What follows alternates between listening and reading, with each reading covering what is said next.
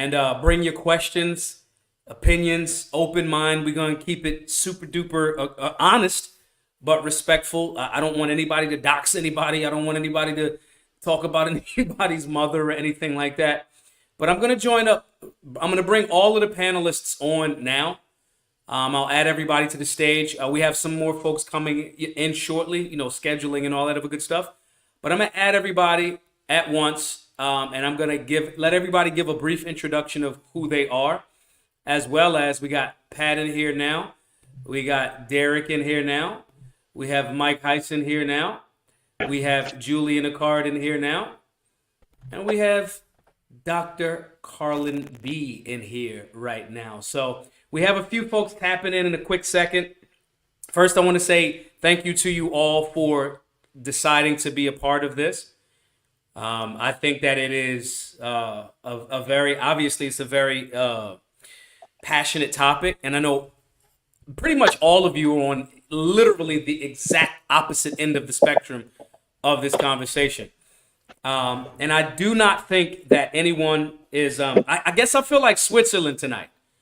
I feel like the place that everybody's like, kind of like Maj, So I want to thank you all for doing that. And let's start with ladies first. Everybody go around and just introduce yourself. Let folks know who you are. And if you're in the chat, please make sure you are following and supporting every single person on this panel. I think it's very important to do that. I follow, at this point now, everybody on the panel. So I just want to make sure that everybody's tapped in, and regardless of where you land, currently you can learn something, add a little bit of tools to your tool belt from the folks that's going to tap in tonight and things of that nature. So starting with currently the only woman in the room for the moment, just introduce yourself, let folks know who you are, and I want everybody from everybody else's following. If you guys are watching this on X, share it all over the place. If you're here from one specific person or another, share it to your following so we can make sure that this conversation is robust. We do not want it to look like there's no pushback. We want pushback. We want challenges. And your following will have that as well. So, boom, I pass the mic off to the first young lady in the room. Thanks, Maj, and thanks for having me. I really do appreciate it. For people who don't know who I am, I'm Carlin Borisenko. I am an independent journalist covering the radical revolutionary far left in the United States and all the crazy stuff that they're doing. I have been involved in one way or another with the Libertarian Party since 2021. I was a delegate at the Reno convention. I was a part of the Mises Caucus until the Mises Caucus got summarily disbanded in New Hampshire, and so that happened. I was a big supporter of the Mises Caucus up until I saw that I didn't think that they were serious about the goals anymore. And I have to say, I think the reaction to Chase Oliver getting nominated for president, which was obviously not the candidate that they wanted, and I supported Michael Rectenwald, by the way, but the reaction I found to be deeply, deeply disappointing and basically confirmed all of the haters' suspicions about the Mises Caucus in the first place. I don't think we as libertarians should be supporting Donald Trump, and I'm happy to go into the reasons why as we get into this discussion. But ultimately, I actually don't care who people vote for because I don't think it matters. But I'm looking forward to a great discussion. Cool. Next up, Julian, let the folks know who you are, where you're from, what position you stand on the conversation tonight, and introduce yourself. All right. So, like Carlin, I'm up here in New Hampshire. Blue Collar Intellectual Podcast, Blue Collar Intellectual Podcast on X and YouTube. I was a gubernatorial candidate, a political strategist. I've worked as a contractor on multiple campaigns, just got finished running a congressional campaign.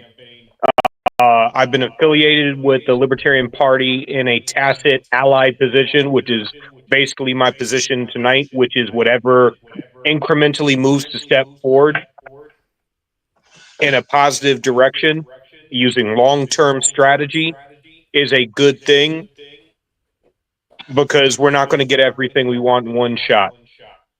And playing the purity games doesn't do anything, doesn't accomplish anything. We got beat 1,000 cuts at a time. We're going to win it back 1,000 cuts at a time. Makes sense. Derek Willis, introduce yourself to the folks. Let them know who you are. It's nice to put a face to the page, my brother, too, as well. Thanks a lot, Maj. I appreciate it. So if you don't know me, my name is Derek Wills. I go under the handle on Twitter at ANCAPAir. I'm an author. I've published my first book. Walter Block wrote the foreword for that. I'm currently working on my second and have ideas for my third. And I also write long-form essays on X, exclusively on X, talking about anarchist principles, liberty, ethics, and every other topic like that. I've as an anarchist, I do have some issues with the Libertarian Party just as an entity. But if I'm going to look at the so-called party of principle, then they should stand on their principles. It's not about purity. It's not about if every person actually stood on their principles and put their principles first and foremost, then I truly believe that we would actually, as liberty-minded people, take a strong foothold in this whole election fiasco. But instead, we see compromise after compromise after compromise, and anybody who's ever been in the gun rights advocacy field, like you and I used to be, knows that compromise never works. So that's my position on it, and thanks again for having me. Okay, Patrick. Hey, Maj, thanks for having me. I am Patrick Smith, I guess known as Not Governor Patrick Smith from back when I ran for Not Governor of Texas in the Libertarian Party. So I might be the middle ground that you're talking about missing in this discussion. I have both run as a candidate, but also eschew supporting candidates that conflict with libertarian principle. I'm looking forward to this discussion because I've been in the thick of it. I've seen both sides. I've applied for endorsement by the Mises Caucus back when they were more libertarian leaning. I've run the gamut. I'm primarily a technology entrepreneur, chief technology officer. That is my love and my passion and what I do all day, every day. I've been an activist in almost every category I can think of. I've made YouTube content for over a decade. I have done, we do a Feed the Need event where we carry weapons to keep the government away while we feed the homeless, which is currently illegal in Texas. We do that every Christmas. I've done a lot of different forms of outreach. I sit as the president of a nonprofit organization called Voluntary Virtue, where we try and help voluntarists, libertarians that are in need when they're So, Patrick, I'm gonna interrupt you a bit. Yeah, sure. For tonight's discussion, which way are you leaning more towards? I don't think Trump is supportable as by anyone with libertarian principles. He has a body count on his And resume. lastly, let's go to Mike. Mike, introduce yourself. Let the folks know who you are.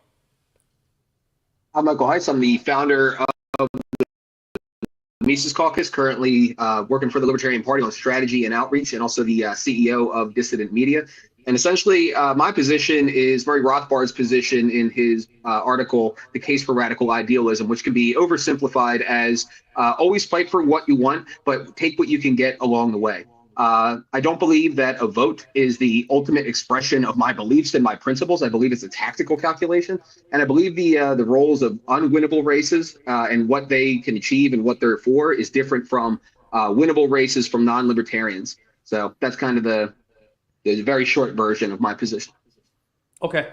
So we have Angela tapping in here shortly. You know, she got the baby and all that other good stuff. She'll be tapping in here in a quick minute.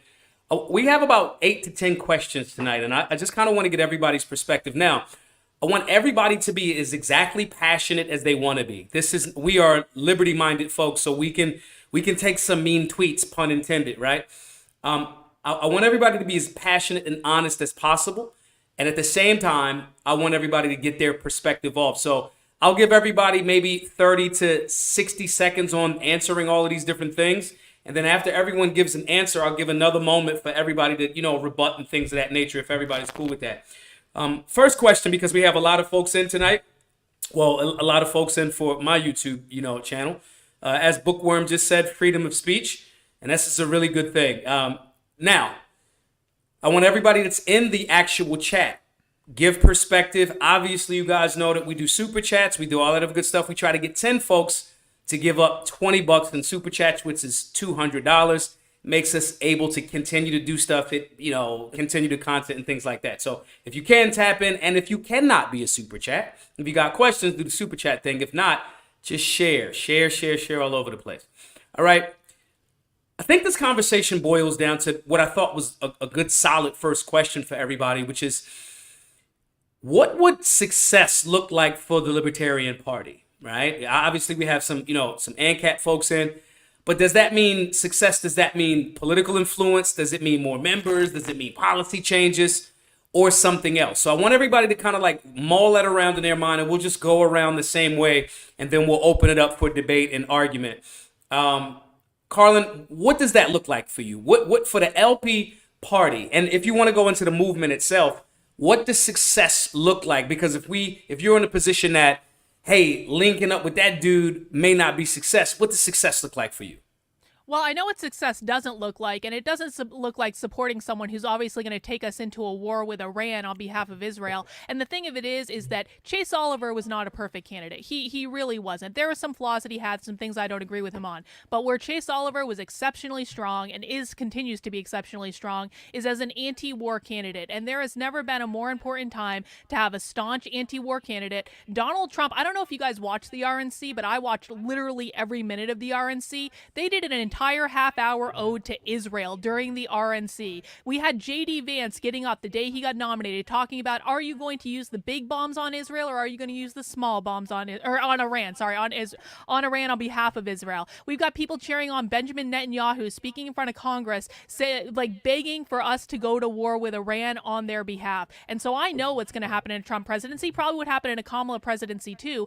But we cannot be seen to be supporting an anti-war candidate, a pro-war candidate rather. And the fact of the matter is, and the thing that's most disgusting to me about what's happened in the Libertarian Party this election cycle, is that Nick Fuentes is more anti-war than the Libertarian Party. Nick Fuentes and his groypers went to Donald Trump and they said, no war with Iran. We will not support you if you don't commit to not going to war with Iran. That's more than the Libertarian Party has done, and I think it's absolutely shameful because in my understanding of it, anti-war was supposed to be one of our primary platform planks. Okay, next up, Julian, give your perspective. What does success look like for you for the LP today? Carlin brings up an excellent point, in my opinion. I think that I don't know how anybody that's going to counter that is going to counter that, but facts are facts. What do you think, though, Julian? Where's Carlin off there? Where's she wrong in that regard? And what does success look like for you?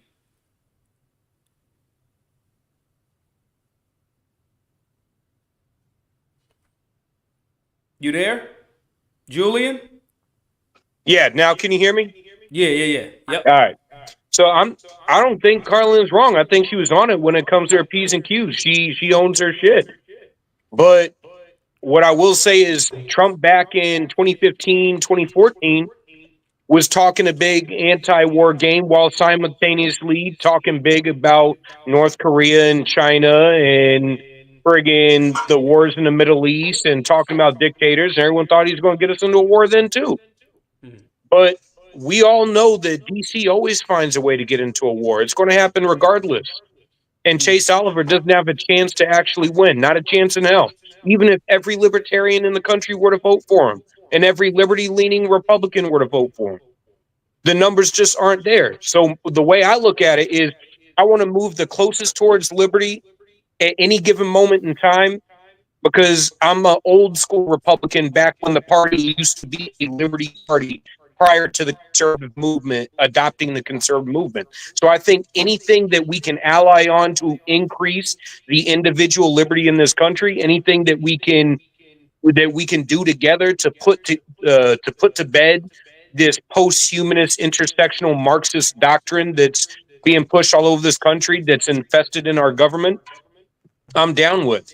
I like for you, that's what success would look like. If you had to put that in a elevator pitch, success looks like this to you going with this tactic. In what way? Yes, it looks like allying together to the point where we can make massive cultural moves and policy moves that move us closer to individual liberty and closer to transparency, accountability, and efficiency in the government. Anything that decreases the government's control. Okay, Derek, jump in here real quick. You know, I used to be a Republican too. I was a huge constitutional conservative, and I said the exact same shit when I was a Republican, that, oh, the Libertarians, they'll just never win, so why would I bother voting for them? And then I found my principles, and I stood up to them and became a libertarian, and now, taking that to its logical conclusion, I am now an anarcho-capitalist. Now, here's the thing. We spoke about his I guess, war tactics. Here's the thing. He dropped 75,000 bombs during his first term. 75,000. That's approximately 50 per day. And here's the thing. That's not even his worst war crime.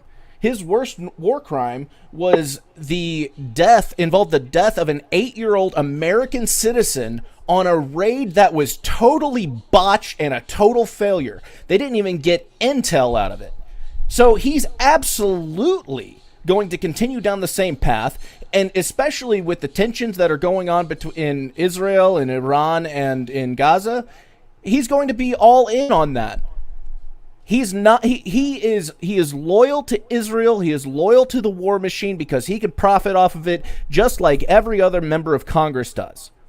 So to say that, oh, we might be able to have his ear, or to even say that, well, it's inevitable anyway, then why don't you just go be a Republican? Because you're not standing up for your principles. If you're anti-war, then be anti-war. Donald Trump is not it. So Derek, jump in. I'm gonna jump in real quick, Derek. So from your perspective, success looks like what with that philosophy that you just shared? What does success look like for the LP? Now you got to remember, we're talking about the Libertarian Party, right? So what does success look like for you with that thought process for the Libertarian Party? Give me your elevator pitch. All right. I honestly, at this point, I don't see a path forward for the Libertarian Party as a whole. The Libertarian Party ran Ron Paul for president in the 80s. He didn't get anywhere. And even when Ron Paul ran as a Republican, he couldn't win. So you're not going to win over the hearts and minds of Republicans because they're too statist.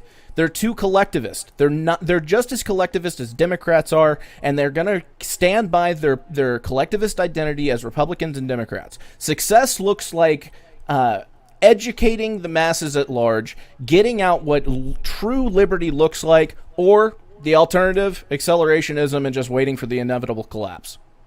Okay. Patrick, jump in here real quick. What does success look like for you for the LP? Agree, disagree? Now listen, y'all. I don't want to give anybody like gloves. If y'all are completely disagreeing with what somebody says, call it out, say what it is, and still get back to your point about what that success looks like. Go ahead. Success looks like two things for the Libertarian Party. On one hand, it looks like taking every bit of cooperation and partnership and putting all the support we possibly can behind the things that line up with libertarian principle, no matter where they come from. Take every inch we can possibly get. That's one side. The other side is to stand as like a measuring stick in the room of politics, to get candidates on debate stages next to the other R's and D's and whatever else, and be the measuring stick against which those other candidates look like the murderous, unprincipled clown shows that they are. And you do that by not partnering and supporting people that have killed thousands of innocents. That's you putting the clown nose on. And as far as Murray Rothbard's case for radical idealism, it's mind-blowing that Michael gets it precisely backwards.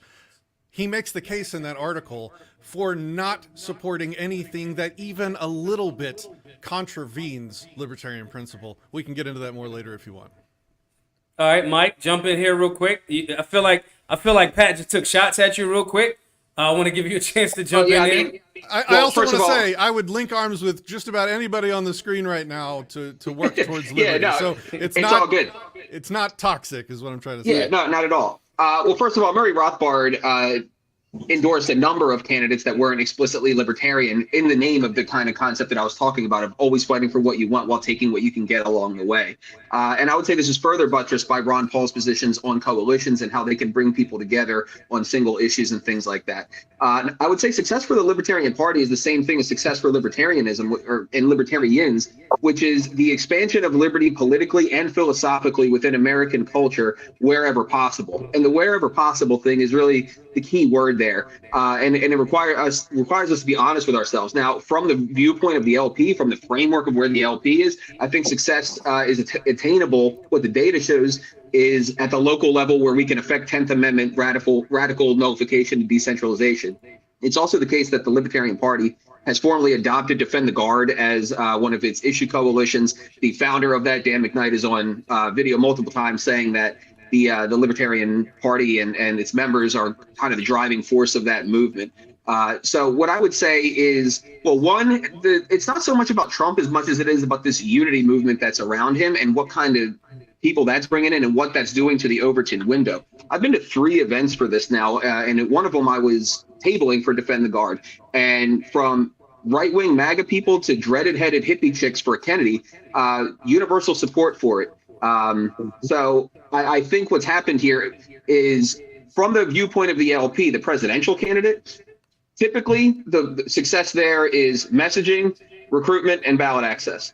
And I agree with Carlin that Chase has put forward a real effort to be anti-war, and I appreciate that. But what's happening on the ground is, one, we've lost a lot of members since he's become the candidate. There's no information to show us that he's going to retain ballot access, and it doesn't appear to be taking hold in the culture. So then the question is where can we find value?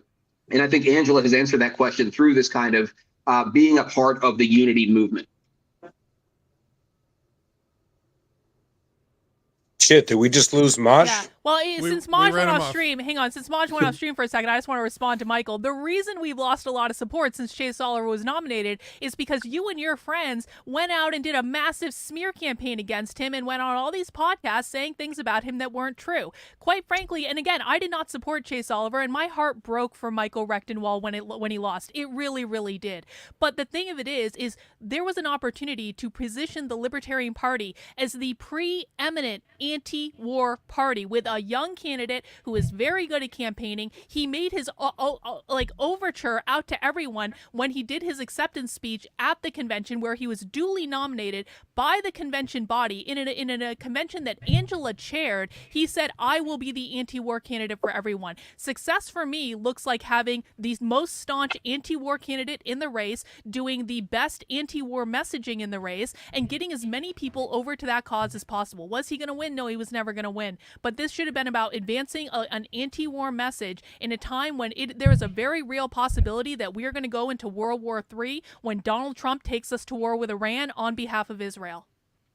So as far as people, not supporting Chase, I mean, he's an unpopular candidate, and that's just the reality of it. That's not me and my friends' fault. It's just an unpopular candidate. I mean, we don't have control over his fundraising, for example, and he's fundraised about $400,000. This is less than half than what happened with Andre Moreau in '92 when Ross Perot was on the ballot.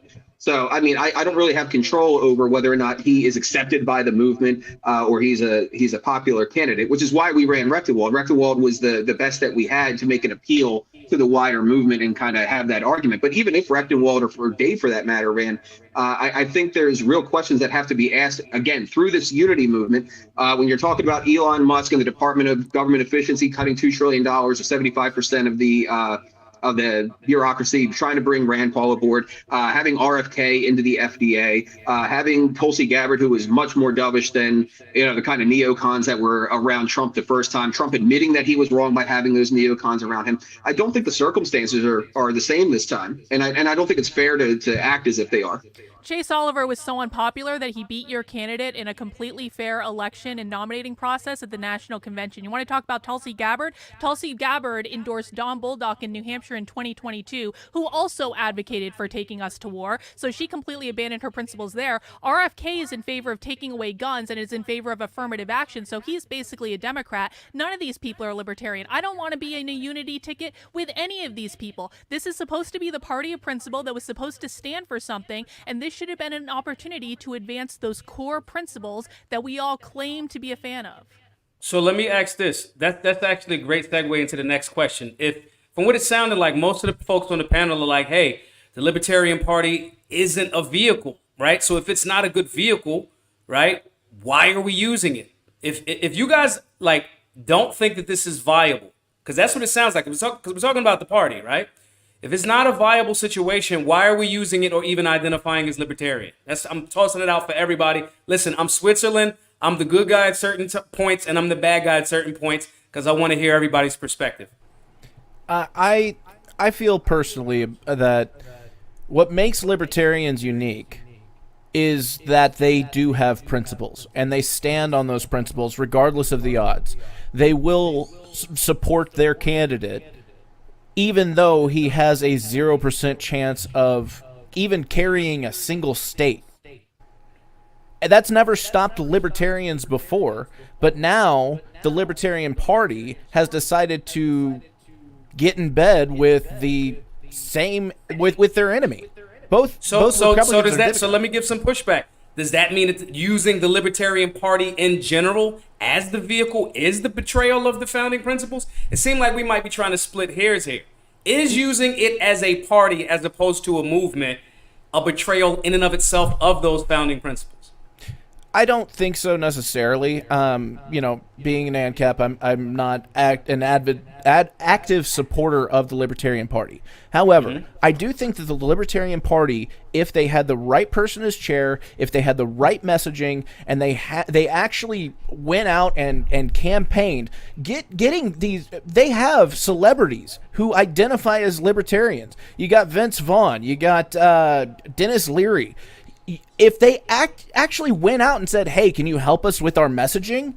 Can you help us get it out there? I really think that the Libertarian Party could actually win something for once. But That's actually exactly what they need. That's exactly what they need. From a political strategist point of view, all campaigns are about marketability. It's not about policy. It's not about any of that other shit. As much as somebody who works in politics, I really wish it was. I wish it was about policy. I wish it was about actual solutions. But it comes down to, is your candidate marketable, and not necessarily about their policy, but how do they make people feel by how they speak about policy?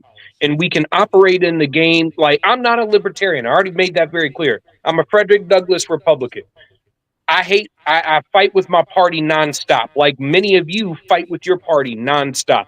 But what I will say is there has to be an acknowledgement that the world exists differently from how we wish it was, and you play the game based on the world that exists, not the world we wish exists, if we want to move anywhere. So you need those Dennis Leary, you need Vince Vaughn, you need what's his name, Rob Schneider. You need those guys to teach you guys. You need guys running for office like Dave Smith, Spike Cohen, Maj Toure. You need guys who are enigmatic in the way that they get up in front of a crowd and they speak to people and they can rouse that energy in the room, because that is going to make people actually look at you.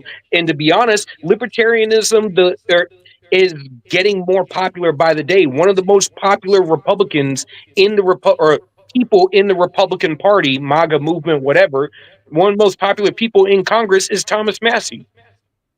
I have yet to meet a Republican who does not love Thomas Massie, Rand Paul, Ron Paul. I voted for Ron Paul.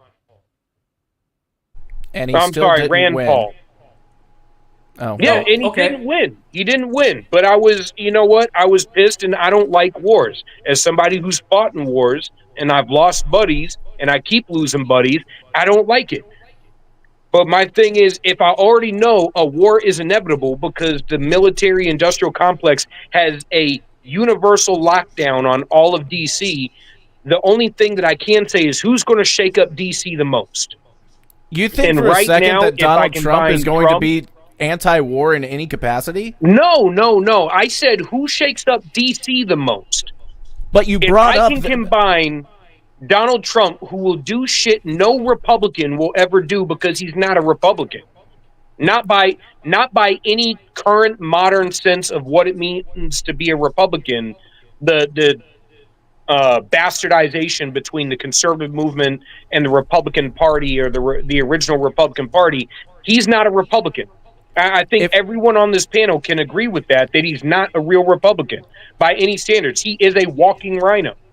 No, I do well, not. I do not agree with that at all. I think that Donald Trump has been assimilated to the establishment. He is not the same candidate that ran in 2016. In fact, you look at his entire campaign team. None of his campaign team actually supported him in 2016. And again, I watched the RNC from start to finish. I know what their platform is, and all of the things that Donald Trump was saying to libertarians to get their vote, poof, it all went away when it actually came to articulating their platform, including the thing where he said he was going to defund the Department of Education. Not one mention of it at the RNC, and the only time it has been mentioned is when he's trying to pander to libertarian votes. So I think Donald Trump has assimilated to be an establishment candidate. I don't think we're going to see anything out of him that we maybe saw in 2016, and I think his campaign team and the entire way he's run this campaign reflects that. Yeah, Oh, not to you mention, won't get me saying a positive thing about his campaign team. I think they're utter freaking disaster. One quick second, everybody. Then I want Mike to jump in. I want to give shout out to some of the super chats.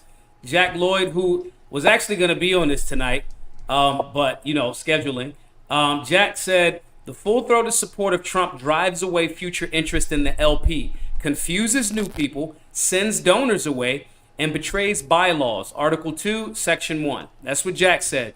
Our brother, who is next up here? Ryan Jackson here. Good brother here, supportive of our work all the way for $30. Appreciate that. Drop the Mask says, Trump is not enough of a change from the status quo to justify abandoning your principles. The LP might have just destroyed their future by going all in on Trump. Pause. Drop the Mask pod on X.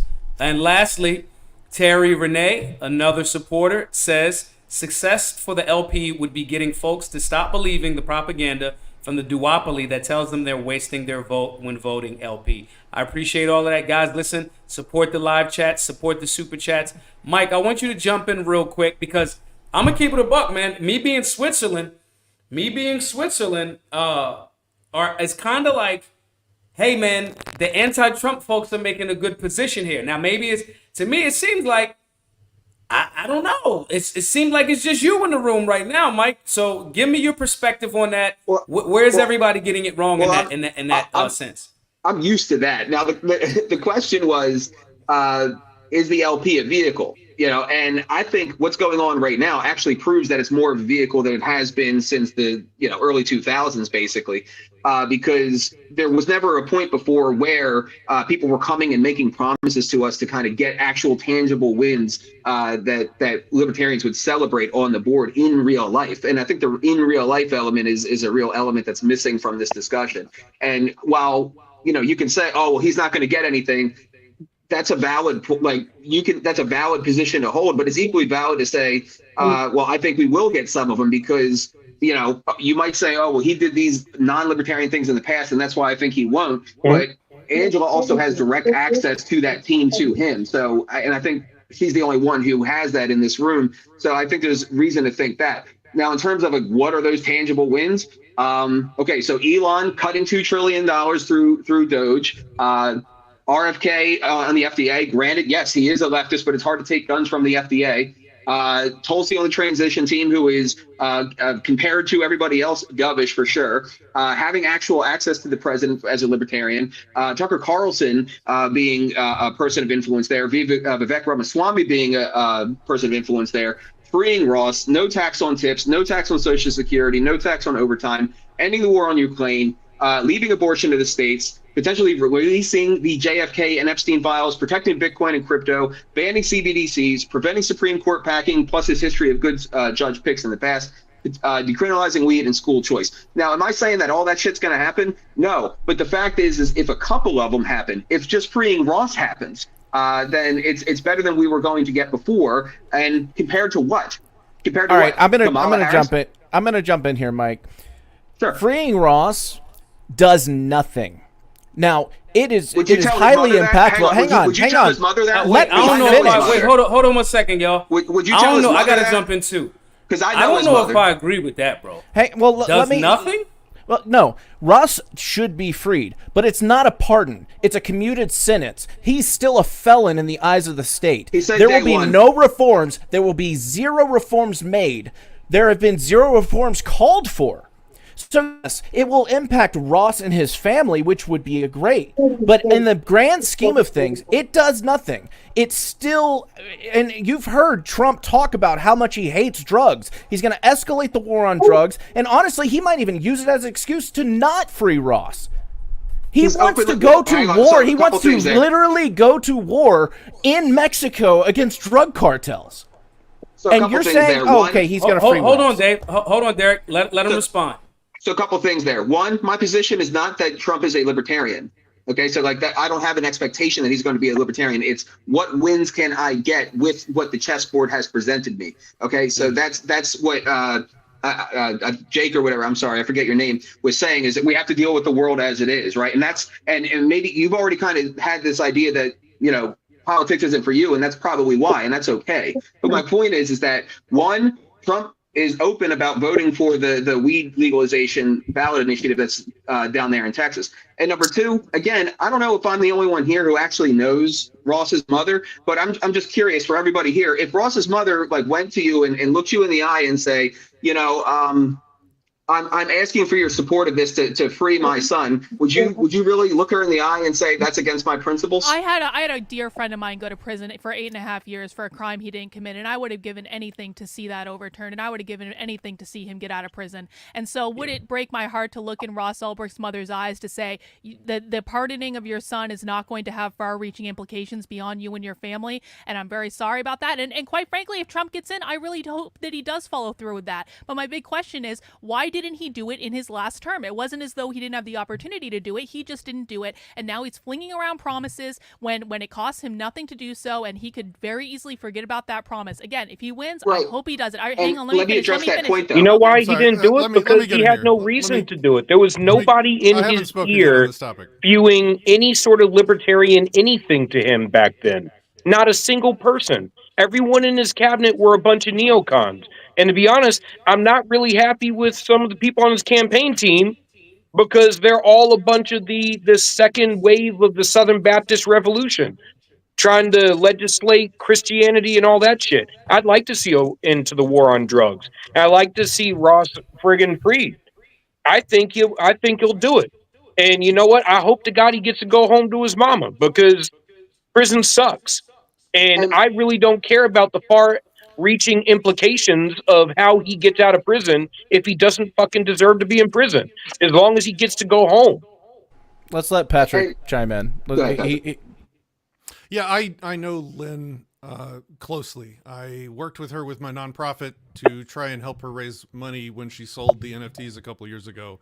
I tried to help her do that in a way that wouldn't cause them to lose 40% of it to taxes. I am involved. I'm invested mentally and emotionally with Ross. He is a tech guy that codes for freedom, just like I've tried to do with my life, though not quite to the extreme awesome degree that he did. I very much could have been Ross. I am all about freeing Ross. So what it sounds like to me is Donald Trump murdered children. And either him Do you and Kamala are going to be understand that president for a either way. libertarian to co-sign his presidency is to debase everything we stand for? Wait, co-sign? I'm not a libertarian. If it was my child in prison, So- I would not vote for a murderer if it meant their release. That is silly. That is absurd. So, Patrick, that is hang putting on. on the clown nose. Hang on. Listen. There's a key Let me get view this out. here I'm that we got to get to the bottom I'm of. almost done. When the Libertarian Party first started out, it was an activist mechanism, an activist vehicle for spreading our ideas. Yep. As soon as it flipped over to trying to be a political party and trying to get people elected, they immediately set a goal that was in conflict with their principles. And from that point forward has been the clown show that we have been watching for 30 years. And 30 years from now, we're going to be on some podcast laughing at what a clown show the Libertarian Party is, as long as it keeps trying to be something that is completely in contradiction with its principles. So Patrick, I gotta jump in there and ask you this. I completely agree with that. Hold on 1 second. Hold on, guys. Hold on. I gotta ask this, Patrick. Do you identify as a libertarian? Yes. I think a consistent libertarian is exactly the same as an anarcho-capitalist. Okay. If you hold libertarian let's principles let Mike give his rebuttal to you're that, an ANCAP. and then I want to start transitioning. Let's give Mike a chance to give his rebuttal, And then let's It is- move forward with some other people that might have perspective. For on me, it. it's more of a dialogue because you use the word cosign. I don't believe a vote is the same thing as a cosign. What is a vote? That's kind of what I was saying at the beginning of this. Is a vote like a tactical calculation, or is it like the ultimate expression of my beliefs and my principles? It's an endorsement. It's a literal endorsement when you're voting it's for not. someone. No, yes, it's not. it is. Yes, No, it it's is, not. Michael. It's a statement you of cannot be preference. serious. You No, cannot it's a be statement of serious to say preference that given you're that- not endorsing someone by voting for them, bro. It is No, it's material not. support to gaining power. No, it's not. And again, you guys you are out can't of gain step with power without Lysander it. Spooner. You guys are out of That step with makes it Lysander material Spooner support. because if the government is forced, that means we're all under duress, right? So like we have to make decisions again within what real life has presented to us. So again, if it's like, hey, you're gonna either go to the hole for a month or you're gonna go for a hole or a week, what's your vote? He's like, I'm not endorsing going, or I'm not going to do this game. And are you endorsing being sent to the hole if you say I want one day? No, it's a statement of preference over what options are available. So and what so you're as saying you've already, is- giving I haven't consent. finished. I have not finished. No, it's not. Reclaim my time. Reclaim my time. What you're saying, Michael, is that the Libertarian Party it's is no longer the self-defense party of was what principle. it Then is. you're saying that the Libertarian Party is no longer the party of principle. Then because No, that's I'm really not what the spe- I'm yes you speaking- are. You're I'm saying for you're my saying I have vote. two different options and I'm choosing one over the other. That's not a principled stance. That's not when both those options are unprincipled. real life- that is not real a life principled happens stance. regardless and I of want to give you that- of another. that And I abstraction. want to give you another example of what you just said earlier about Trump endorsing school choice. The libertarian position is not school choice. The libertarian position is defunding the public schools. That And is this the is why- principled and this is why a position. campaign So is taking going up. So voting for someone that is school choice, that is not taking a principled position by definition. So can we just admit that you as a consultant for the Libertarian Party are saying that the Libertarian Party is no longer the party of principle under your strategy? No, I'm No. saying that you are arguing something that I'm not saying. I'm saying Can I what just- are the can I wins in just real throw out life? there, you're I not- don't think it's Wait, healthy wait, to wait, be a wait, wait, cynic wait, at wait. all Hold on, times hold for on. all Everybody. things. Everybody You're not- wait. Everybody wait. I want to be very, very clear that everyone has the ability to express themselves, but we can't like straw man somebody's position and then jump on the straw man. That's not fair, right? So let's give Mike his rebut. Again, Mike seems to be the only person in the room that is on this position at this time, right? Oh no, So we want I'm to give him the completely in opportunity agreement to with him. express himself fully, and let's not like shift to where somebody's saying that that's not what they're saying. Mike, go ahead, and then let's I'm go in back agreement to with the Mike. next person that wants to rebut. So what I would say is that ever since the caucus takeover of the party, the messaging has been way more on brand as far as pure principle messaging, and that is a role of the party. So again, what I'm saying is not all races are the same. President is unwinnable, and the tactical considerations that the libertarian candidate ought to be affecting is not working this time around. It's unfortunately true. Like I appreciate him giving a good effort and everything, but it's just not working. So again, where can we extract value elsewhere? Are you telling me there's no value to all of these promises? The fact that Ron Paul is potentially more influential now within the party than he was in 2012, the fact that they have to pander to us at all, the fact that they need us, like that is a shift of the Overton window. Is there no value to Angela having a connection to them and having a libertarian in the ear while these things are going on? And to answer the question that you had asked earlier, Carlin, is like, why didn't he do it before? Because they weren't open to us before like they are signaling now.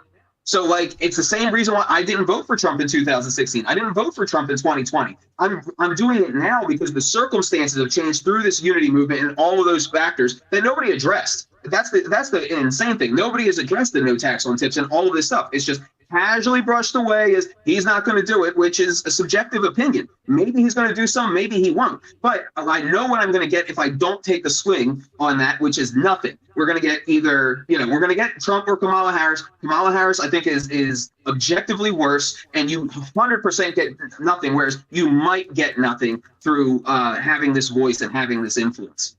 So you Julian, asked I where want the you to value- jump in real quick Okay. because I erroneously stated it sounds like Mike is the only one on this perspective, but that's not accurate. I want to hear your perspective and push back on where we're going right now as well. No, I'm completely on board with Mike. I think he's right. I also agree with Patrick's last statement when it came to the conflict between running candidates, which is you have to be extremely pragmatic about everything you do, say, in your strategy versus, getting to be an activist. When you're an activist, you get to say and do whatever the hell you want. You don't have to worry about tangible. It's one of the luxuries of getting to have a podcast is I could scream at the top of my lungs about whatever the hell I want. But when I become a political strategist or I am a candidate, now I have to be cognizant of everything that comes out of my mouth. I agree with Mike when it comes to the libertarian movement actually gaining ground and gaining relevancy within the overall culture and moving the Overton window throughout society, because especially after COVID, where the vast majority of the country got a strong dose of tyranny, and a lot of Republicans woke up and finally started to realize, oh shit, our side is willing to rip people out of cars and beat their asses in the middle of shopping centers or church parking lots for not wearing a mask while socially distanced in a vehicle with an AC on with a fucking filter.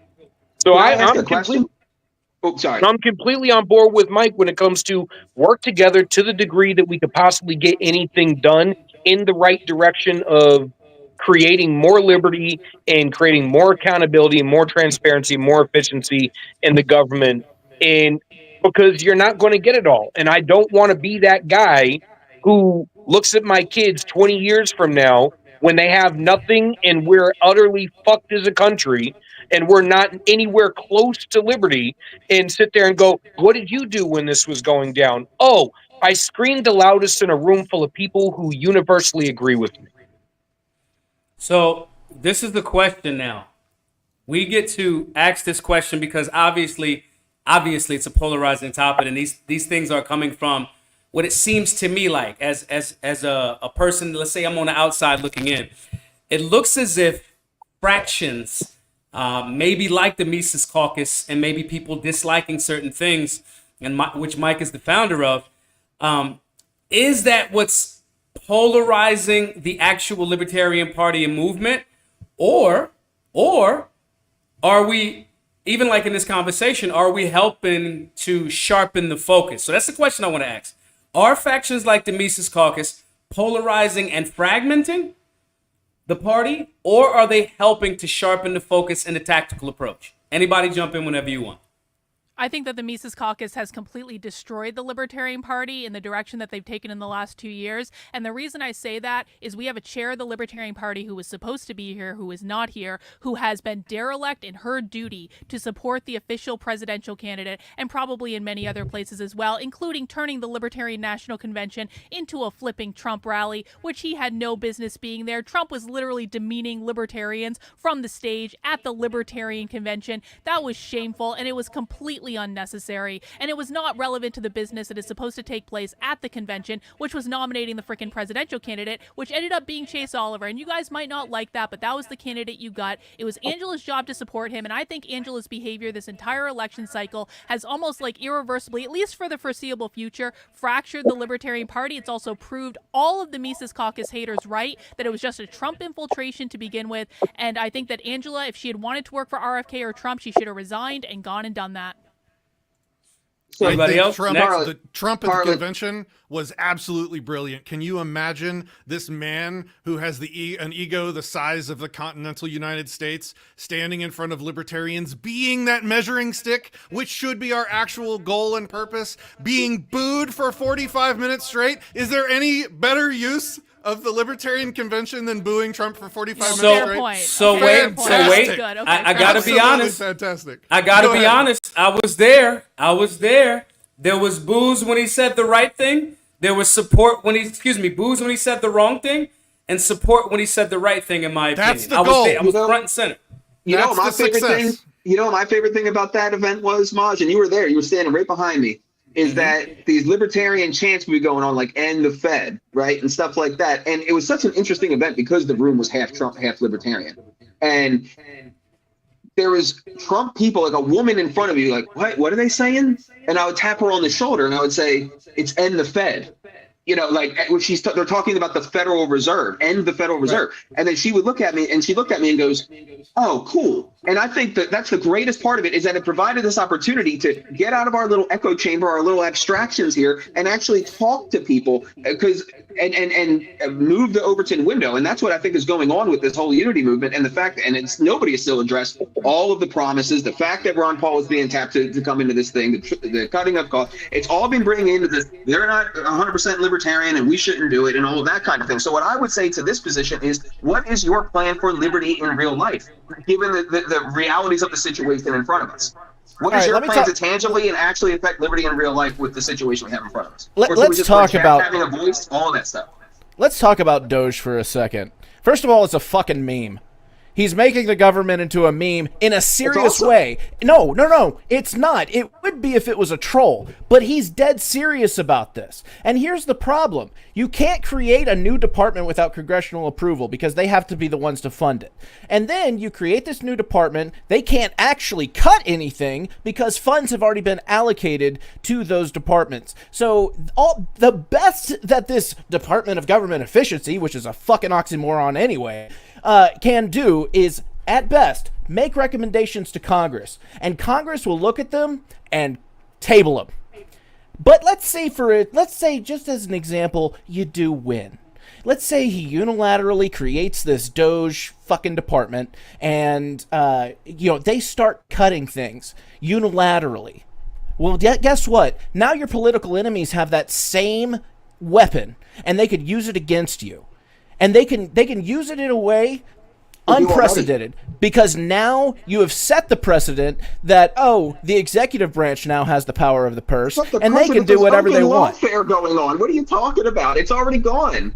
No, but you're not seeing how your enemies can use it against you and you're to not seeing fund the reality things. of real life. I understand all the high-mindedness stuff, and that's my North Star too. But again, what is the plan for liberty in real life right now? It isn't fucking Trump.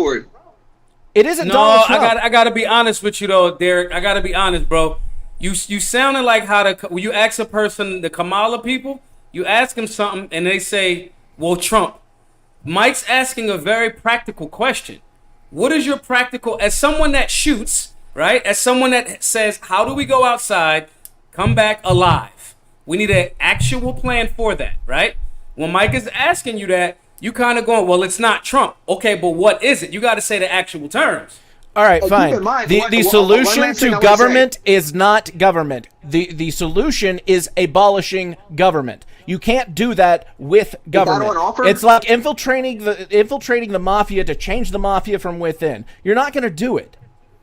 So actually, that's not true. Like, there's multiple nullification efforts that pass all the time. There's multiple gun sanctuary efforts that go on, drug sanctuary, drug decriminalization, all of that stuff. So this idea that it can't be done is just ridiculous. It happens mostly at the state level, which is why outside of this narrow frame that we're talking about with the presidential thing is why I'm working on local, like city council, mayor, school board elections, things like that, pushing that strategy to get people in there to decentralize the government through radical nullification through the 10th Amendment. So we're only talking about one layer of strategy here. Now, within that layer, though, because that's the topic of the conversation, are you saying that they're absolutely equal, even though I outlined all of this stuff? There's just not one thing here that we could potentially get and that would maybe be a little bit better than the other?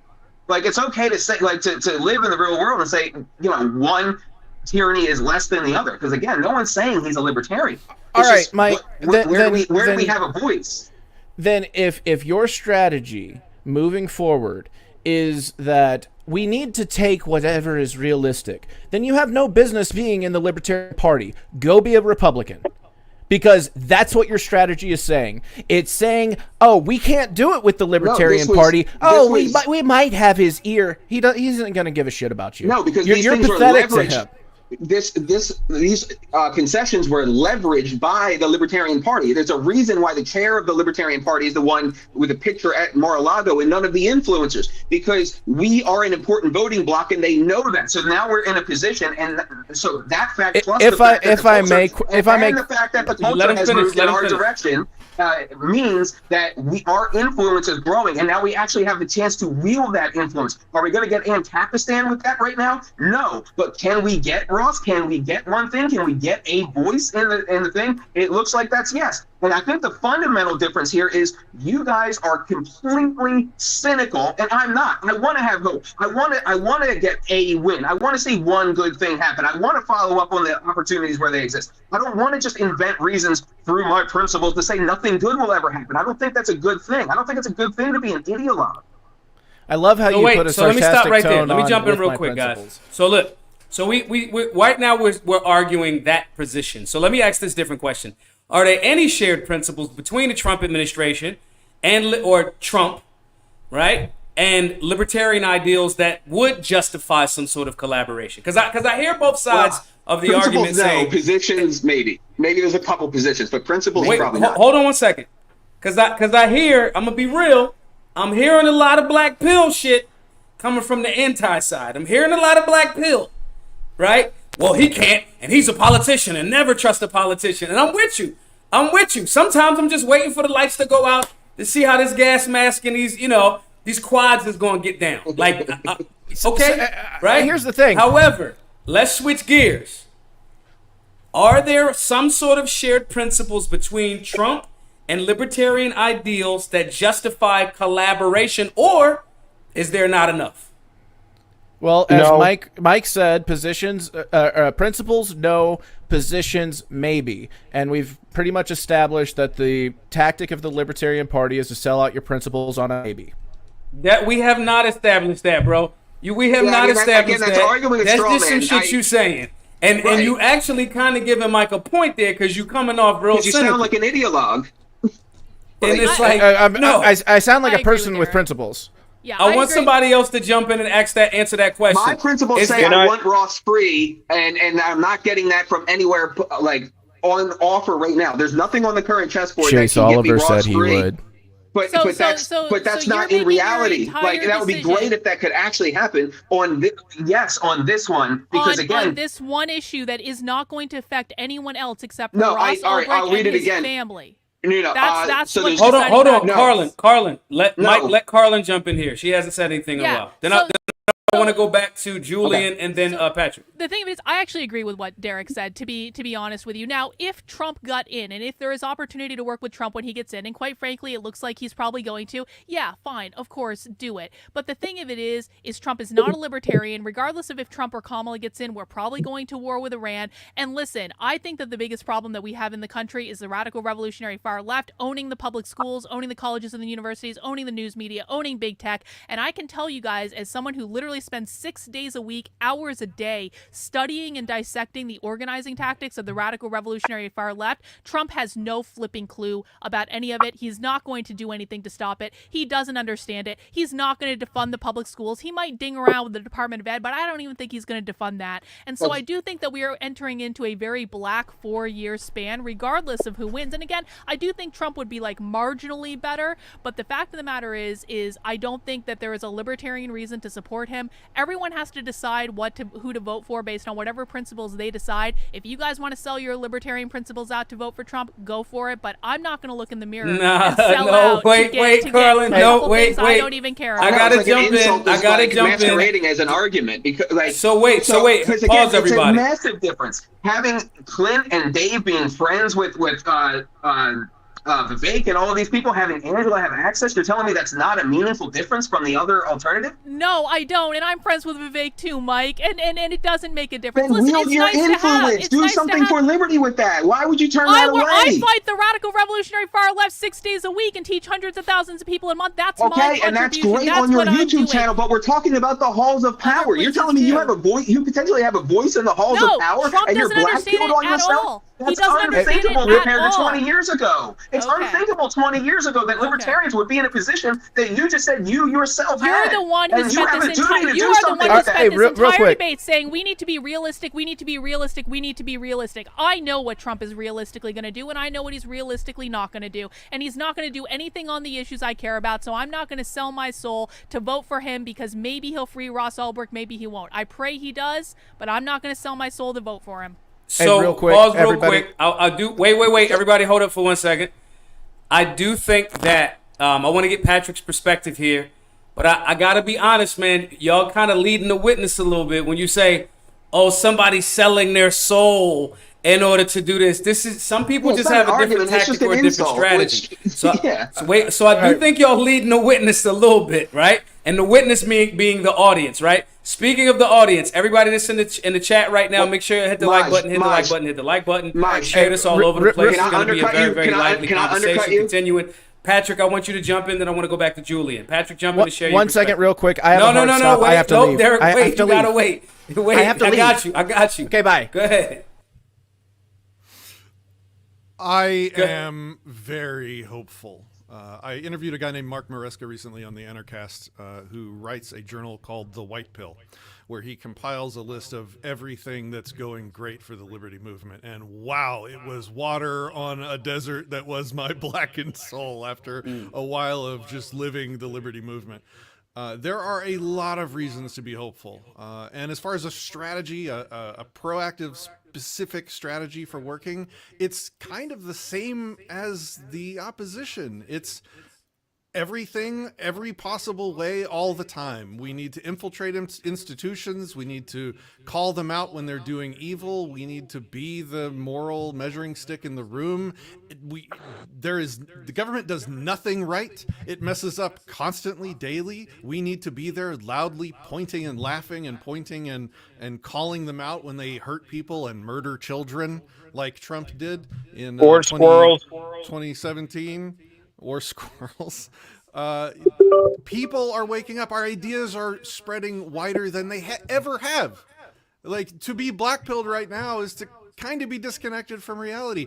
And we have to be honest and say, in part, that's to do with the Libertarian Party and their sucking voters into their Robert's Rules-fueled clown shows. That I participated in. Look, I'm laughing at myself too, but it does provide like an entryway for normie statists, normal people from the R's and the D's that are disenfranchised with that clown show to bring them into this sort of lightweight clown show to ease them in, to introduce them into the ideas of liberty. It's like the wide end of the funnel. We bring them into the party, and then we get the principled people that actually know what liberty means and how to live it and how to spread it, and we can, lead them down the path towards exposing more people to our ideas. I'm very it sounds hopeful. to me, Julian, I want you to jump in here, but it sounds to me, Patrick, like you're actually might be doing a bit of a 180. I don't know if you're 180 all the way yet, but you might be at like 70 degrees. That's just what I'm seeing right now. Julian, jump in here real quick. I teeter back and forth between white pill and black pill, honestly. I have moments every day where I sit down, and that's like my hour a day where I sit down and I drink a glass of bourbon and I smoke a cigar and I collect my brain and be like, you know what? You had 23 hours of a solid fight today. Let's go out and fight tomorrow. And I'm going to be honest with you. Like Derek just said, Patrick just said, I've never seen more people craving for liberty. The problem is libertarians don't spend more time marketing a solution than they do identifying the problem. And this is something that's not just libertarians. I argue this at Republicans as a whole. The entirety of the right side of the aisle, or if you're going on the original liberty to tyranny spectrum, left side of the aisle, the liberal side of the aisle. If you believe in liberty, you're not spending more time marketing solutions than identifying problems. Here's the issue with that. That means you're attacking your opponent more than you're talking about how you're going to save the day, which from a marketing perspective turns off sales. And politics is sales. It is a sales campaign for a product or a service, as in serve us. And what you actually end up getting is you turn off voters and you make them pessimistic, and pessimistic people don't show up at the polls. Best case scenario, they may not vote for your opponent, but you in no way, shape, or form gave them a reason to vote for you. Even if you're lying out of your ass, you have to give them something to shoot for. So the candidate who's running on something, who's running for something, will beat the candidate who's running sheerly against something. Well, that's going to be Believe tested it or tomorrow. not, in 2020, Biden ran his campaign from his basement, and the media helped him, and Hollywood helped him, and the social media activists helped him. They ran it from his basement, saying he was the solution to COVID. That Trump fucked up COVID. That the last 4 years of riots and mayhem, that Biden was the solution, and all Biden had to do was just mumble in his basement and not say anything on camera. Can I give a little bit of a Now white pill? Oh, everything sorry. is a little bit different. Kamala is an absolute disaster, and she's an outright socialist. An No, she's not. outright socialist. No, she's not. No, she's not. She's really not. But I want to get. I want to give a white pill because I know I was a little bit of a black cloud of doom like a moment ago, and so I'll give a white pill. You I don't- deserve to be a black pill with all the shit you went through. Hey, Julian, I love you. I really do. You know I do, bro, even when we disagree. But what I will say is, listen, I think that the next 4 years are going to be a golden opportunity for people to contribute to the cause in however they want to as an individual. I don't think the Libertarian Party is going to do it. I don't think Trump's going to do it. If Kamala gets in, I don't think she's going to do it. But where the opportunity is, and this is something where I do actually agree with Michael on, I think the opportunity is in local and state politics, and I think that individuals can do things on their own. This is why I spend my time doing what I do. I do the journalism that I do to educate people about what is going on in the radical revolutionary left, because that's the problem that I care about. Is Trump going to fix the problem I care about? No. Is Kamala going to fix the problem I care about? She's not a communist, but no, she's not going to fix the problem. But we can all contribute in the way that we can, and I think that's where the white pill comes in. We need to acknowledge that presidential politics is not going to get us there in any way because we have two establishment politicians, and no matter which one of them gets in, they're going to be controlled by the establishment. And there is freedom in that once you realize that no one is coming to save us. We have to save ourselves. And this is why I say people need to decide for themselves on what criteria they vote. But personally, I don't believe in selling out principles that I actually have stood for 20 years of my life for the sake of getting someone in that I don't think is going to solve the problems that I care about. I agree with you, but can I add something here? Because this is where I wanted to chime in earlier. You're not selling out your principles if you're working a long-term strategy. You're only selling out your principles if every single election is the end-all, be-all. That is the problem with the entire liberty side of the aisle, is the left is working on a 100-year plan, and they're 95% of the way done, and we're trying to get everything in one cycle, and as soon as the cycle ends, we repeat the cycle all over again. We work on 2 to 4 year election cycles. They have a 100-year plan they've been implementing for years since the academics wrote it back when Marx was in his fucking heyday, before it had been debunked by World War II and World War I, in multiple countries in Africa and South America collapsing one after the other. What I'm saying is there's an opportunity if you're always looking forward towards what is my next step. We need to play chess instead of Candyland. So I have a question that I would like to ask because I have a suspicion as to where this selling out principle concept is coming from. And I alluded to this in my introduction. Can everybody here please answer the question of what is a vote? Like what exactly is a vote? What are you trying to achieve with a vote? Are you coming from the position that should libertarians not be voting, or okay, it's okay to vote, but Trump doesn't meet the threshold? Like what is a vote? And my answer to that is it is a tactical calculation where I state my preferences given what is on offer. There is tactical value of voting libertarian. And that is what I have done the past 2 election cycles. Unfortunately, there does not seem to be any return on value that is likely to come from doing that this time around. It doesn't look like we're getting ballot access. We're losing as opposed to gaining members and all of this stuff. So I'm going to look for value where else I can get it.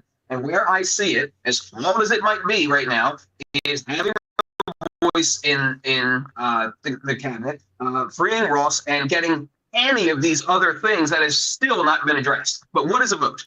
Props to Michael for asking that question that we probably should have covered earlier. That's a really important one for this discussion. So there's 2 questions you have to ask. The first question is, does a vote determine who gets presidential power? If your answer is no, you're probably not going to vote. This is an irrelevant discussion for you. You can vote or not vote. It's kind of equivalent to your opinion on the best Metallica album. If a vote does determine in some way who gets presidential power, then we must take that as an effect of our actions, an effect that we own and are culpable for, just like any other action we take in the world. If I take an action and my neighbor's window gets broken as a result of it, I am culpable for my neighbor's broken window, and I've got to take care of that. I've got to handle it and make restitution. So if votes determine in some way, to some degree, electoral college clown show, sure. But if your vote matters, if it has an effect, you own that effect. You're responsible for it. It's more than just like a suggestion or a mere opinion on which evil is less bad. It is you putting your actions behind somebody getting power. You are culpable for the effects of that action.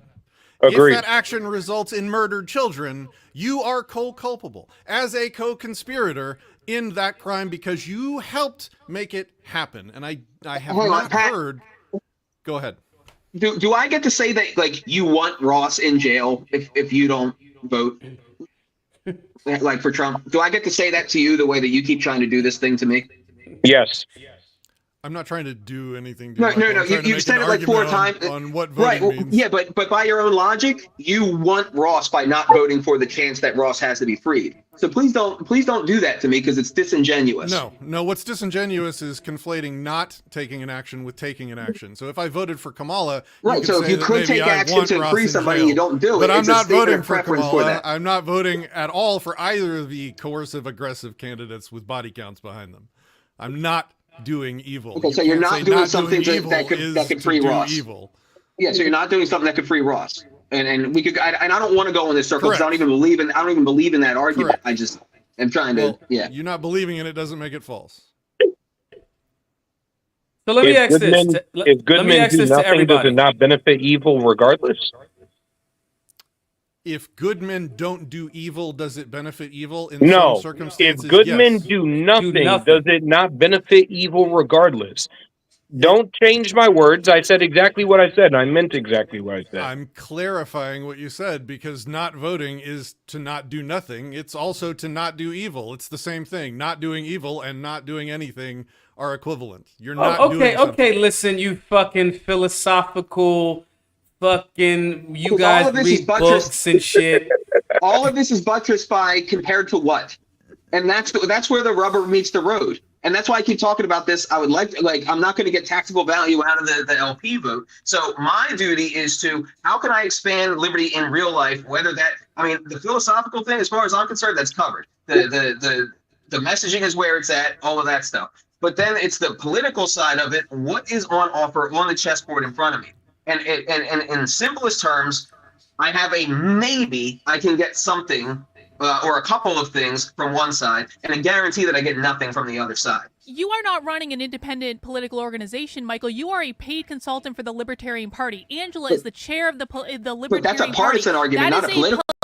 Political organization. The job of the political party is to run political candidates and to support the political candidates that the party's running. And so if you are operating independently just with your dissident media stuff, okay, fine. I cannot wrap my head around that. But you are taking the money of the members of the Libertarian Party to pay your salary to support the Libertarian Party. Trump does not support the Libertarian Party as a political organization. Why don't you guys just disband the Libertarian Party altogether if this is how you're going to operate? Because I don't want the Libertarian Party supporting Donald Trump. I want the Libertarian Party supporting the candidate that was nominated at the Libertarian Convention by the will of the delegates. And that's why they helped get him on the ballot. And you know who else helped get him on the ballot here in PA? Trump. So, how did that work out for Karen Ann Harlos, helping to get Chase Oliver on the ballot?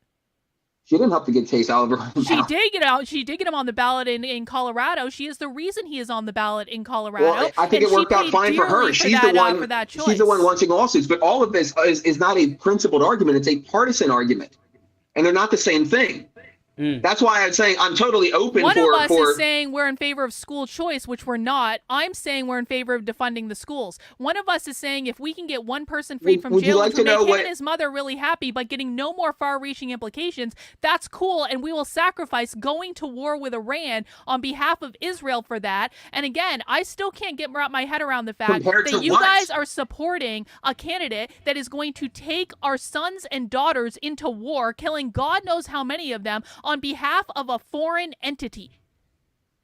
Yeah, We're going there regardless. We're going there regardless. I hate to tell you, like And I'm not voting for it either way. as somebody who's I'd been to rather the have a sandbox and libertarian in lost that my room. brothers and sisters, we're going. I don't want to go, but we're going. No matter who gets into office. And unfortunately, even if everybody who believed in liberty in the entire country were to pull their votes together, would not get Chase Oliver elected. They wouldn't do it. However, in a war, who is the most likely to complete the war in any sort of timely fashion that culminates in the least amount of American lives dead? It is going to be Trump versus Kamala. Why? you asked what- you Because asked I what know vote the was. generals. Why? asked what Because it I was. know who the generals are that Kamala is about to appoint. If she, or the generals that are already appointed, if she's elected to office, and I know the War- generals who are Trump The are about to chances appoint. War go is down war with a is libertarian war in the is room. war is war. You asked The what a ch- vote was in my No, mind. not No, all vote can, wars a vote are not can the be, same. Well, And only somebody who's never been to war can say that. We are not. I don't think it's a Our beef foregone is not with conclusion that we're Iran. going Israel's to war. I beef want a is with libertarian in the room Iran. to dissuade that. I think the chances of this go down if you have a libertarian in the room. Can we get back Who's to going to be the defining libertarian votes? in the room? Are you talking about RFK? RFK is not a libertarian. Are you No, talking I'm about talking Tulsi about Gabbard? Tulsi Gabbard's Angela, not the a one who is libertarian. actually literally at the Angela's table not with going to Trump. be in the cabinet. We Do have you a think that Trump is ever going to take Angela's call again after he gets the votes? No, but he's that's not. but again that it's okay, but just to have You that think argument, but Susie just to say, Wild, but as just Trump's chief of staff, is going to let but Angela's just call through? but No, it's she okay is to not. have that position. Actually, the I people understand who that got is a Trump subjective elected in opinion based on 2016 and in cynicism. 22, We don't know. actually, the people who got Trump elected in 2016 had unfettered access to Trump in the White House. And this is a Ron Paul argument. What happens And that if was not a good thing. what happens if I'm right? A lot of good things. What happens if I'm wrong? The exact same thing is as what you're proposing. And so it washes out in the end anyway. So why not take a swing on the upside? Why not take a swing on having a voice in that room to try to dissuade this shit? To free Ross to do all of the stuff that is still, as of yet, for the fifth time, And unaddressed. this is why Nick Fuentes is a more staunch anti-war advocate right now than the entire Libertarian Party. And every Libertarian should be shamed by that fact alone. You asked what a vote was earlier, Maj. Wait. A vote is something personal to everyone. Everyone votes a certain way for a certain reason, and quite frankly, no one should be telling anyone what a vote is to them. But for me, a vote is an endorsement, and I'm not going to look in my mirror and know that I voted to go to war with Iran. I'm not going to vote for Kamala. I'm not going to vote for Trump, because we're going regardless. And again, anti-war has been one of my positions from the very beginning of my political journey. I'm not voting for that shit. I'll be honest, for me, hold on. a vote is a chess move. Got a quick question, super chat. Does Carlin agree that this is the most attention the libertarians have gotten, and how does she feel about that?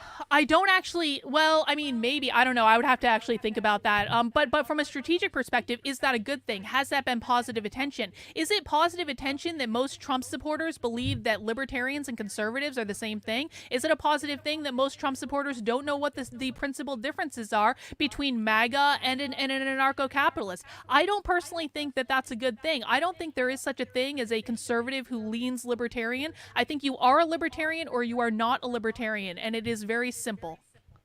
Good question. I want to ask this because you guys have been going into something that's making me think about this question here. How can the Libertarian Party maintain a clear identity with so many factions? And if that is possible, the Trump administration and guys can find a common ground. What's the line that the LP should never cross, even in the pursuit of growth or influence? So if we got some of these so-called common grounds, right? We got these common grounds. What's the line? Where is that line? Because I think I'm seeing us have robust conversation around things that are in agreement and disagreement in certain areas. Where is our common ground that says, okay, if the stars line up and, Trump does what he says, right? Which is to everybody has to have at least a side eye or a roll of the eye to that statement. Trump does exactly what he says, right? What is the line? What is the line that we should not cross, even in pursuit of growing the movement and or the party? What does that look like? War. I'll go with strict constitutionalism. I want to get back to the Constitution, and anything that takes me a step closer to that is a good thing. Okay. Carla? I think the line we cross is war, honestly. Like, we should be supporting an anti-war candidate. I mean, it is one of the foundational principles of the party. It's really that simple. Okay. It Pat? used to be one of the foundational principles of the Republican Party, the original Republican Not Party. anymore. No, definitely not anymore. Patrick? You asked two questions. What was the first one? I forgot it. Well, scratch the first one. We'll go to that one. I think this one's more pertinent. What's the line? What's the line? If the stars line up, if everybody does, what's the line that the LP should not cross? The LP should never endorse any candidate or support any candidate that supports initiating aggression. Fair, Mike. That is the libertarian principle. If you violate that, then you're not libertarian. Initiating. Mike. Okay, so yeah, I would say no longer promoting libertarian principles. I mean, the party is doing that, but coalitioning on tangible wins is not the same thing as no longer endorsing the thing. This is going back to the Rothbard article of the case for radical idealism. You should fight. We should always fight for what you want. We should fight for ancapistate. We should fight for, the purest of principles. But along the way, we should take what we can get in real life and keep pushing. And that's what I think is going on right now. And as far as the anti-war thing, the party has adopted Defend the Guard as one of its official issue coalitions. I'm in the middle of standing up the Defend the Guard campaign through the party, like right now. So I don't know who else is doing that. Can I ask a question? Sure. If a part of the non-aggression principle is that you're not supposed to initiate force, if somebody threatens to show up at my house, kill my wife, rape my daughters, burn my house down, and I shoot them before they shoot me, am I initiating force? Oh, I don't want to do Am I libertarian acting as 101. It's boring. Or am I acting as a reasonable and prudent person would? You're welcome to. I'm happy to chat with you about that. Do we want to do that now? Oh, can we please not? Can we please No. not? I'm happy to chat with you about you're that some other justified- We time. all agree. No, on I this. mean, Can we not? I'm throwing out the author from a Marine Corps perspective, which our authorization for deadly force is higher than any law enforcement in the country, because we don't get a second shot at it. No matter what, if you screw up, you're going to the brig, and nobody gives a shit, and there's no qualified immunity. Maj, I invite you to Let me chat make with me it- about that let on me my make show, it- offline, on voice chat on Yeah. Discord. I'll I'm happy just to make talk it- with you about it. Let me make it say short this and to simple. everybody real If a quick. reasonable and prudent person were to consider action or a phrase to elicit violence, and that violence comes to you and you still engage, that violence comes to you as a result of you still engaging in that illicit action or phrase, you did not commit violence against that person unwantingly. They asked for it. So if I tell Fair you enough. if I you show up understand at that my house, perspective. Can I ask Listen. another question? Kind of like the vote No, question. real quick. I want to jump in here real quick. Let's say if the Mises Caucus fails to achieve the goals, right? What's next for the party? Because from what it sounds like to me, there's a lot riding on this situation. There's a lot riding on if Main Man get in there. That's the first ride. Second ride is if he get in there and do what he say he's gonna do. Second ride. If this is a failure, what's next for the party? I want everybody to give their perspective on it. The Mises Oh, Caucus has already failed because the chair of the Libertarian Party that was the Mises Caucus candidate is literally endorsing another candidate for president and has been working with other campaigns that are not the Libertarian candidate. And my So understanding, from your when I perspective, the supported, failure is the attempt a different thing to get a different win. But Partisan that may argument. not be the like, failure. No. so because my And it's not even understanding of the true. original goal of the Mises Caucus was to remake the Libertarian Party that had been taken over by awful people to actually have it be libertarian again. And when I signed on to that, what I wanted was for the Libertarian Party to support libertarian candidates and support libertarian ideals. And quite frankly, that's not what is happening now. And I feel that Angela should resign her position. She's not supporting the libertarian candidate. That's like her one job as the chair of the party. And quite frankly, listen, there was so much opportunity when the Mises Caucus took over. I was completely disappointed in the way it's turned out, but I don't think that we can count the current Mises Caucus takeover as successful because they're literally supporting Donald Trump for president. If Patrick? if you're an employee of a party, you do not get to have a personal opinion. You are supposed to be supporting the party. When I work for a candidate, my opinions go out the window. I am supposed to support that candidate. Behind closed doors, I will chew my candidate's ass. That is a condition of my employment. Is that I will tell you how fucked up you are.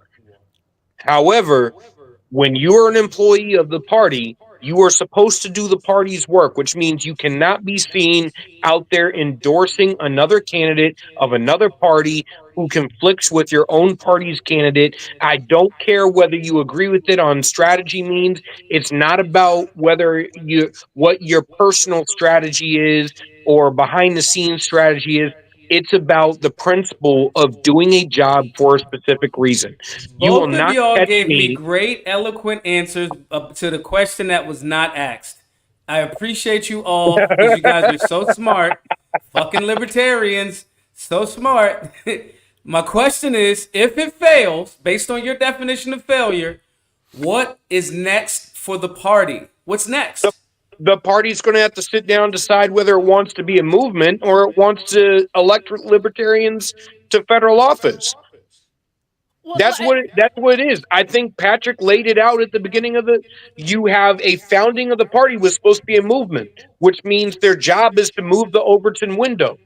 If you're trying to be a candidate and elect people to office, you can't do both because you're always going to have to tamp down what you say in order to be pragmatic to get things done.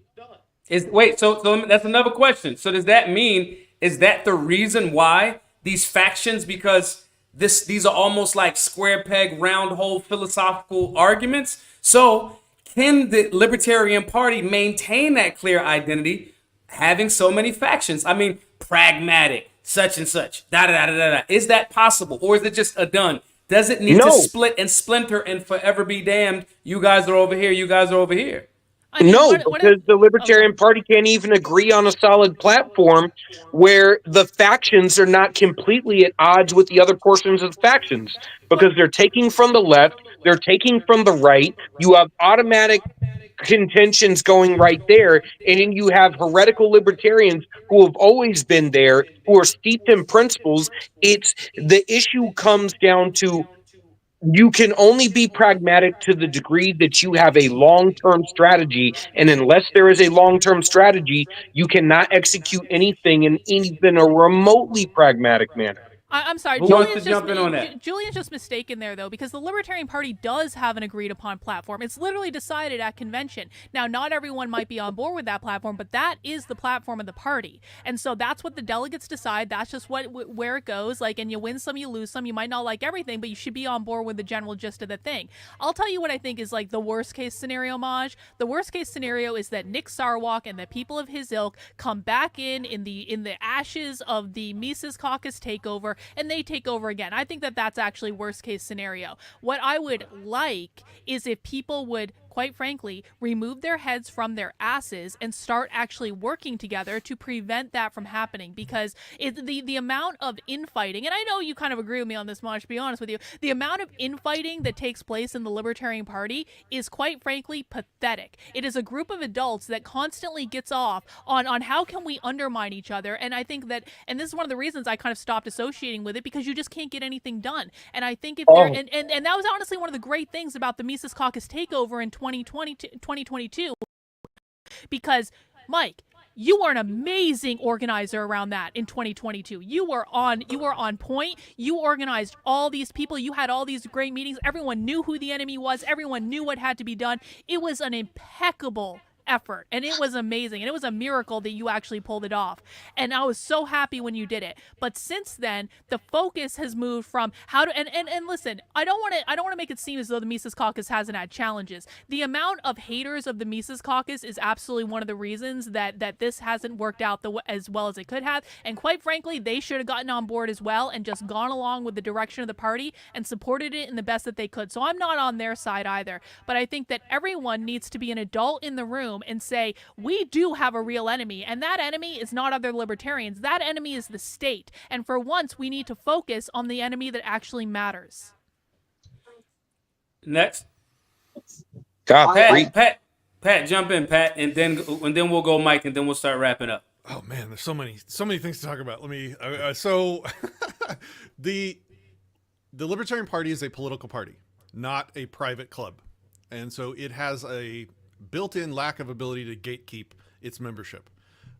Anybody can join, and if anybody can get votes from delegates, holding or not holding, not even knowing what a libertarian principle is, and you can rise to the level of a endorsed, running, on the ballot libertarian candidate without even knowing what the non-aggression principle is. That is an intractable problem for any political institution. You cannot really gatekeep. That means that this problem is never going to go away. You're always going to have conflict between some people who are less familiar with the principles than others. I think we have to just sort of embrace that infighting in a positive way and try and lean into the positive side of it. Hey, I see that you might have some inconsistencies in your understanding of libertarian principle. Let's talk about it. Use it as an additional. The goal of the Libertarian Party, in my opinion, should be the outreach, should be the movement.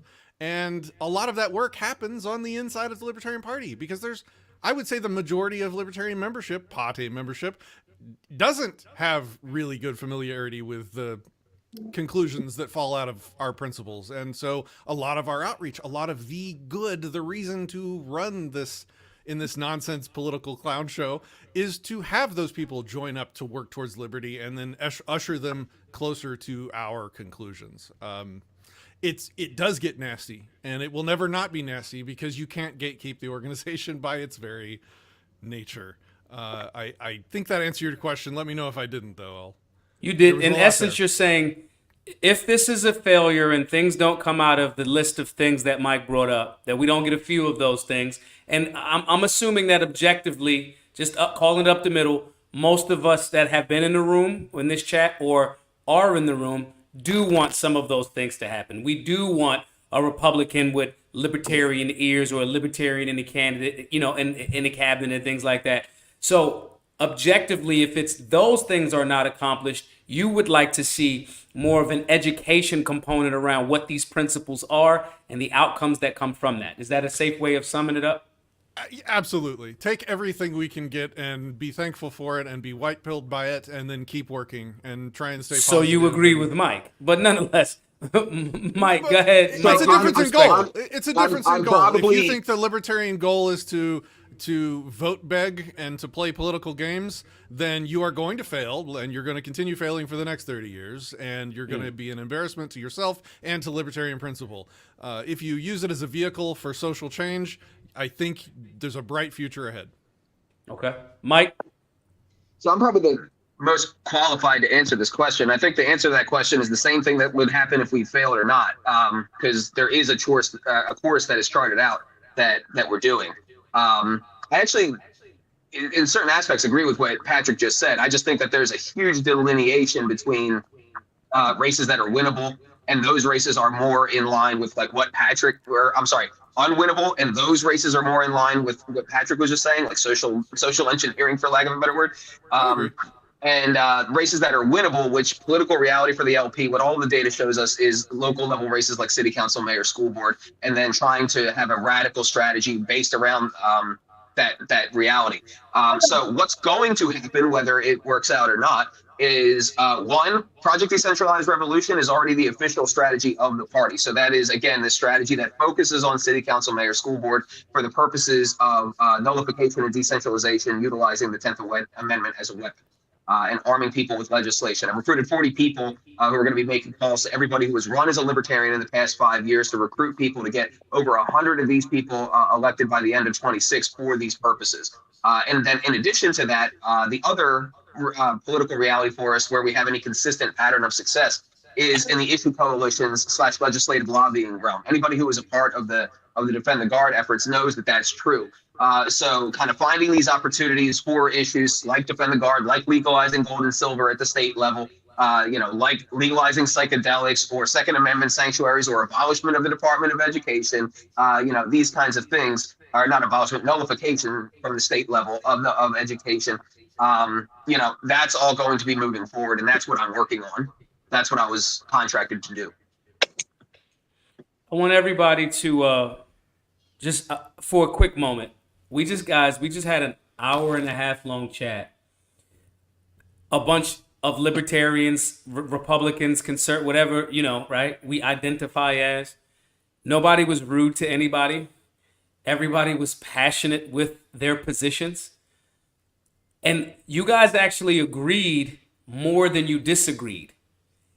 So to me, I think this is a win in and of itself because there could not be more more of a solid representation of each lane of people that we all identify as, passionately arguing about this concept. And I do not think that anybody in this room, including Derek, who's, had to step away, I don't think anybody's actually asking for libertarians to fail. I actually think that everybody's saying we definitely can't rely on, even if we're disagreeing of if we should work with a Trump coalition, I think that people are saying we can't rely on them. It might be productive if we're involved with it. And nobody in the room is going, absolutely, the Democrats are definitely going to get us there. So I think that that's something to take home. I want everybody to go through again, say your social media handles, give your final thoughts, let folks know where they can follow you. I want everybody in the chat. By far, this has been our largest viewed chat so far. We've been doing the show for about 3 weeks now. And you guys have actually made it very, very successful based on my standards and the small following that I have on this platform. But I want everybody that's listening to make sure that you go follow and listen to all of these folks. These are liberty-minded folks that passionately disagreed and agreed about the future of our country. So I want you to follow all of them. But let's start with Carlin. I just want you to, give your final thoughts as well as your handles where folks can follow you, support your work. And I think everybody's glossing over the concept of I don't know if y'all heard what she said. She said 6 days a week, I'm paying attention to what the actual socialist Marxists are doing. Like what they're actually doing. And a lot of the shit that you think is queer is it's not that, and so forth and so on. So these are the reasons why I think you should make sure that these different factions of the liberty movement can have that conversation. This is the reason why I want you to follow all of the different folks from these different factions all under the liberty umbrella. So go ahead, give your final thoughts, and then we'll move forward. Hey, Maj, thank you so much again. I think this was a great discussion. Even though it got a little heated, maybe Mike and I yelled at each other a little bit. It's all good because I do actually agree with you that I desperately want libertarians to be successful. I really do, and I think everyone else does here as well. So I focus again on the radical revolutionary far left. I show on my YouTube Rumble X stream 6 days a week what the real socialists and communists are doing. I go undercover at their events. I record them secretly. I show you their training videos. It is some of the most dystopian stuff you will ever see in your life. You will not not believe you're looking at real life. So I hope people will join me on YouTube, Rumble, X. I'm Dr. Carlin B. Or you can look me up on Rumble. I'm the only Carlin Borisenko on there.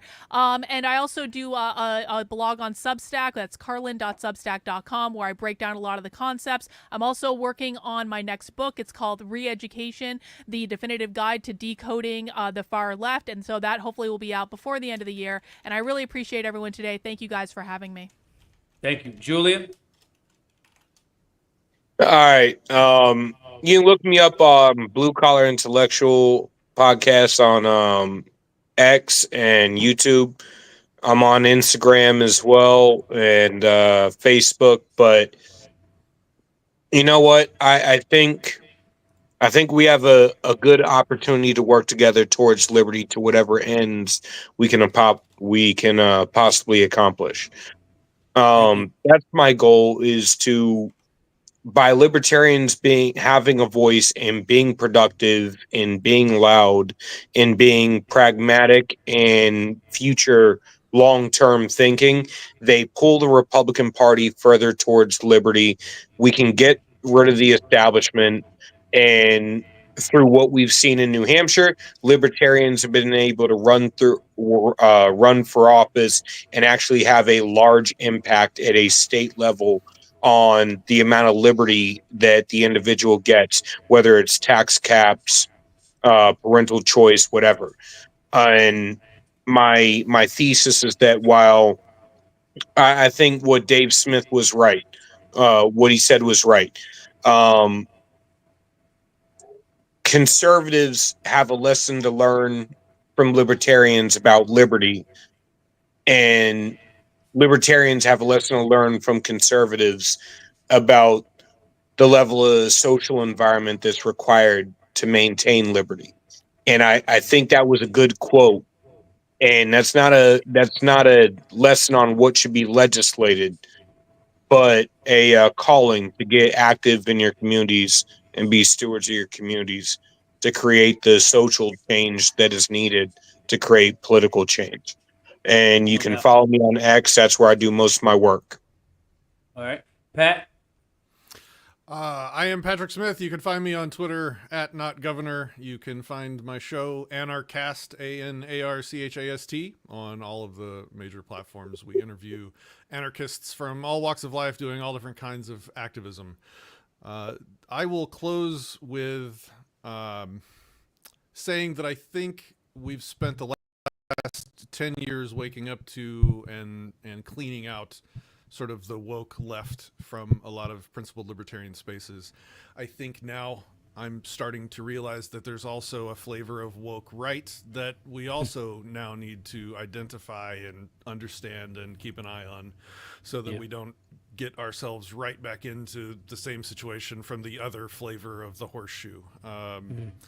I will then close with a quote from Murray Rothbard from the case for radical idealism. He says, "Thus, the libertarian must never allow himself to be trapped into any sort of proposal for positive governmental action. In his perspective, the role of government should only be to remove itself from all spheres of society just as rapidly as it can be pressured to do so.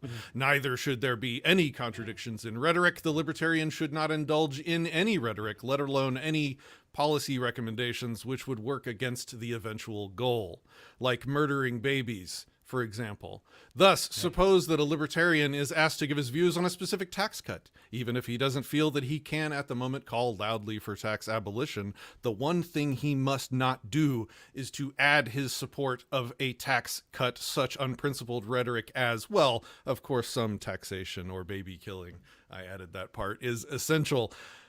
Only harm to the ultimate objective can be achieved by rhetorical flourishes which confuse the public and contradict and violate principle." Thanks for having me on. I've very, very much enjoyed the conversation. Appreciate you. Mike? So follow you can follow me at dissidentmedia.com. Appreciate Murray there talking about what we should be advocating, and we should be advocating that things. I would recommend everyone read that article for themselves and take the point of, yes, we should be pushing for the the zenith at all times and take what we can get along the way so that we can move the real world towards that zenith. I would also say that libertarians have undoubtedly affected our culture in a massive way.